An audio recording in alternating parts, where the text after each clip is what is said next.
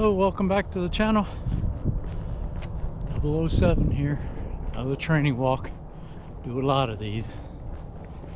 I was thinking I should give you an update on my training and some of my equipment, because things are always changing.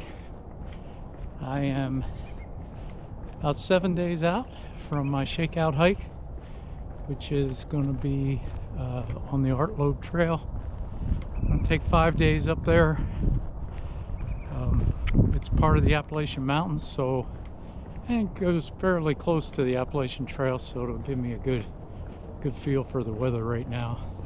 Although I'm not starting the AT till towards the end of March, so it'll be a little colder, but it'll give me a good feel for weather-wise how my bag and the clothes I'm wearing will work there. So looking forward to that.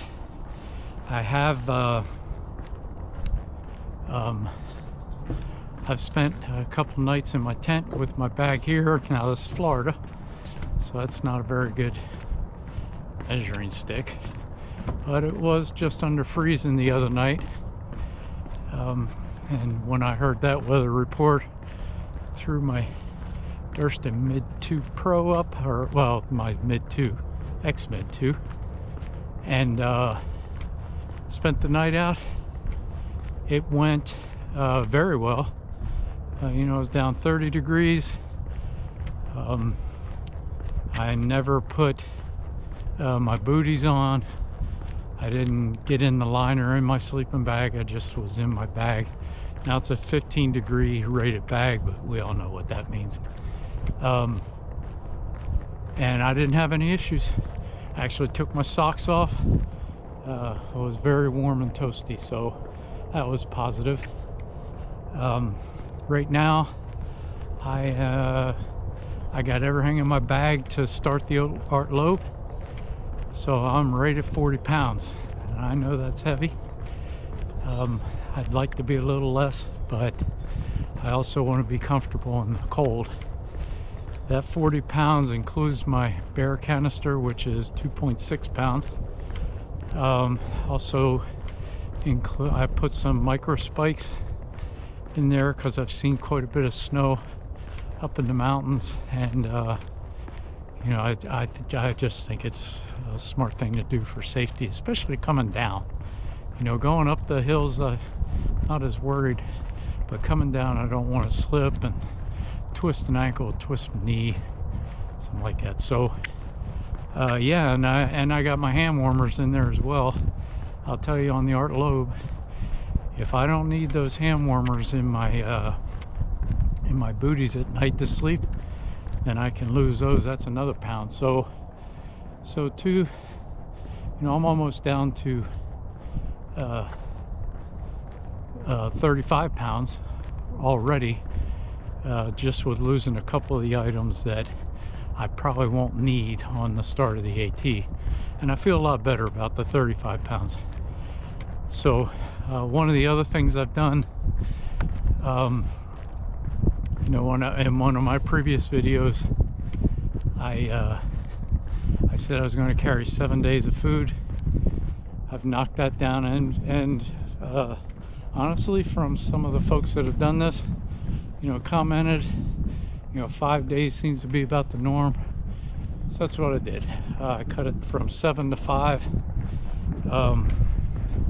5 days of food for me is about 8.9 pounds. So if I take that off of the 25, 26, or 35, 36 pounds that'll start the AT with, my dry weight is, you know, about 27, 28 pounds ish, maybe just a hair more. So I feel pretty good with that, especially for the winter. I will be able to get a little lighter as I go. I gotta tell you, that Sea to Summit air mattress I have, man, I like that thing, but it weighs a little bit. It's you know, it's a little over 3 inches, I think, when it's blown up. But the other night, when it was close to freezing or just under freezing, I could definitely tell a difference with that, and I've used the light air mattresses before. I like laying on my side, and that was always an issue, you know, because if you lay on your side you feel like you're on the ground, and not with this thing. I was really comfortable with it, and you know, I think that's important to get a good night's sleep every night. So yeah, there's that. I've also lost the carnivore, that the beef strips that Carnivore makes. All this stuff I keep trying, the foods and different things to make sure, you know, that I can make it with it. And it, you know, the Carnivore, a lot of fat in it, and you know, it just didn't taste right. So what I did was, somebody suggested pemmican. Never heard of it. And so Moneypenny and I, more Moneypenny than I, searched a bunch of recipes, and pemmican is basically a very lean meat. A lot of people use venison, buffalo, but we got some lean meat, and you dry it like you're doing jerky in the oven, and then you grind it up into a powder. You mix it with fat, and you can, once it sets, that stuff keeps forever, like years. And so we did that, put some salt with it. Some people put nuts with it. You can put blueberries and different things to give it some flavor, but we're mainly with salt. And the nice thing with that, 4 ounces, you know, like a protein bar is 4 ounces. And that, a lot of my protein bars that I'll have, very low in carb, but 180, 190 calories. So not, you know, not quite optimal.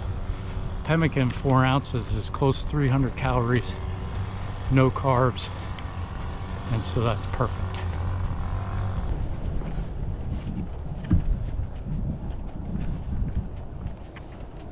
So you can probably hear it. Got this slight squeak in my backpack. It was a lot worse, and I know it's from the frame against the material. Did a lot of research trying to get rid of it. I used some wax and tried to get under the frame, between the material and the frame, and it got a lot better. But so I'm almost 5 miles into this 8-mile day, and I'm noticing the squeak is starting to come back. So if you have a suggestion on how to get that squeak out, I'm all ears, because that's going to drive me crazy. I am going to try washing my pack. That's another one that was suggested. So I tried the wax. I'm going to try to wash my pack probably tomorrow or something, and just see if that makes a difference. Some detergent, and we'll see if it gets better. I have adjusted my training a little bit. You know, I was doing, man, like 5 days a week walking, but what I found was I was really beating myself down, and I don't want to start that way. So I've adjusted now to long hikes every other day. I'll do 8 miles today. Tomorrow I'll do 16 miles on my mountain bike.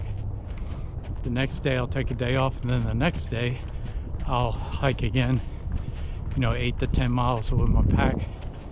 And the next day I'll do the mountain bike again, like, you know, 16 miles.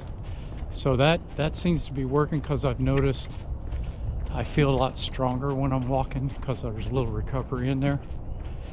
And the Art Loeb, you know, the first day is 8 miles, 1,800 feet elevation. Second day, 10 miles, you know, 2,500 feet of elevation gained. and then after that is another 10, kind of even, 10 miles coming down, and 8 miles a little further down. So I don't really feel like I need more than 10 miles right now, and so that's why I've kind of kept with the numbers I got. After I get back from the Art Loeb, I'll probably sit down and kind of adjust some things. So yeah, so that's kind of where I am. Plan on vlogging the Art Loeb Trail. So hope you subscribe and hit the like button and tag along.